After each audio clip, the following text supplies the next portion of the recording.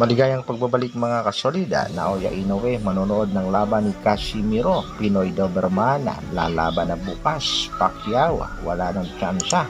Pinoy prospect na target ng MP promotion na nakuha na ni Mr. Ohashi.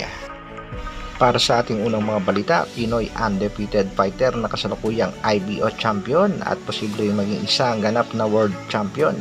Yan nga itong si Dave Apolinario na tinaguri ang Doberman ng Pinas. May edad pa lamang na 24 at may kartadang 18 wins, 30 knockouts, undefeated.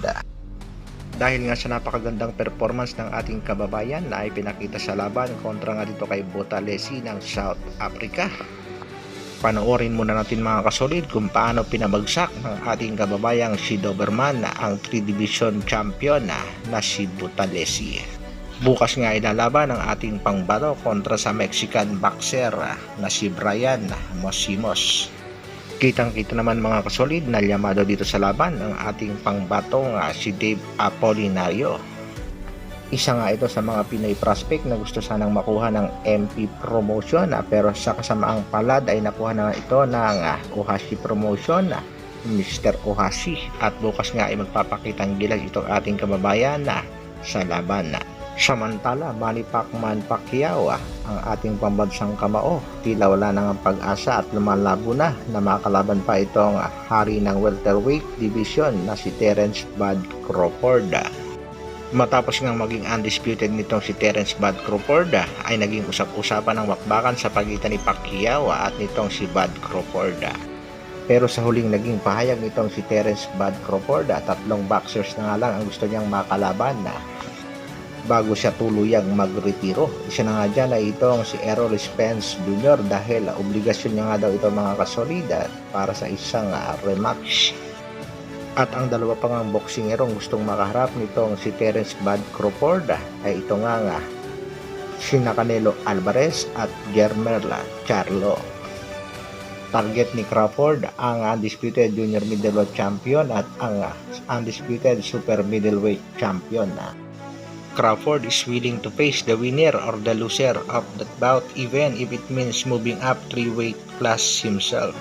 Dagdag pa nga nitong si Bud Crawford, gustong gusto raw na talagang makalaban itong si Jermell Charlo or either itong si Canelo Alvarez. Ang tanong mga kasolid, sino kaya ang mananalo sa bakbakang Jermell Charlo kontra Mexican superstar Canelo Alvarez? At sa nababalitang laban ni Manny Pacquiao kontra nga dito kay Terence Bud Crawford, wag na muna nating asahan yan mga kasolid dahil malabo na nga yan. Samantala, kababayan nating si Karen Jagan aminado nga nakulangan sa preparasyon at biglaan ang kanyang naging laban kontra dito sa Puerto Rican champion na si Oscar Collazo. Masyado kasing minadali ang laban ng ating pangbatong si Hellboy, kaya ang nangyari, surrender ang ating kababayan na kulang sa preparasyon. Sa kabilang balita naman mga kasolida, dahil nga formal lang na anunsyo ang laban ng ating pangbato si Cuadro Alas General Casimiro kontra Japanese boxer na si Oguni. Muling binanata ni Cuadro Alas It's My Boy itong si Japanese Monster at sinabi nga, manood ka sa laban ko October 12 kahit sa bakuran mo, gaganapin ang laban. Excited na nga sa laban ang ating pangbatong si Cuadro Alas General Casimiro at excited na rin siyang makaharap at makita ang tinaguri ang Japanese Monster dahil sa kasalukuyan ay usap-usapan sa bansang Japan na actual ngang manonood ng laban ito nga si Japanese Monster Naoya Inoue bilang pagsuporta sa kanyang kababayang si Oguni. Isa pa ay gusto ring makita ng Japanese Monster na si Naoya Inoue ang pakikipagbakbaka ng angas ng Pinas sa ibabaw ng lona. Tila advantage na naman ito kay Japanese Monster kung sakaling matutuloy ang kanilang bakbakan sa susunod na taon. Kaya good luck sa ating nag-iisang angas ng Pinas, Cuadro Alas General Casimiro. Ang problema, baka magkatotoo ang sinabi na ito nga isang Japanese fans na nanginginig na nga raw sa takot si Inoue sa ngayon hindi na kayang tumakas pa kay Casimiro. Shoutout nga pala kay Boss Bad Aratiles sa patuloy at walang sawang pagsuporta sa nag-iisang angas ng Pinas, Cuadro Alas General Casimiro at sa napakagandang mensahe.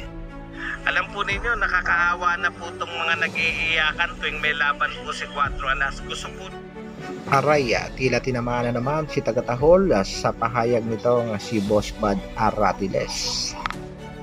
Hanggang dito na lang muna mga kasolida. Maraming salamat sa patuloy na pagsuporta at panonood. Isang like naman dyan, at sa mga bago, pasubscribe naman ang aking munting channel. Mabuhay, Dr. Alvin Vlogs.